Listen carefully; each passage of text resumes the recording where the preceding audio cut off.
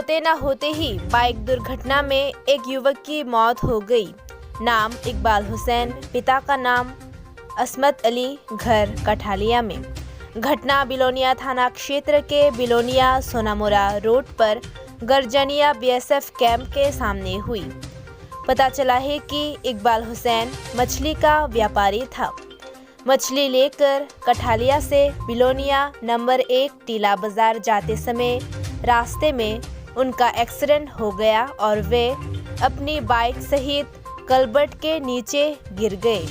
मौके पर पहुंची दमकल ने उनको बरामद कर बिलोनिया अनुमंडल अस्पताल पहुंचाया। ड्यूटी पर तैनात डॉक्टर ने उन्हें फिर मृत घोषित कर दिया। কি হয়েছে ঘটনা?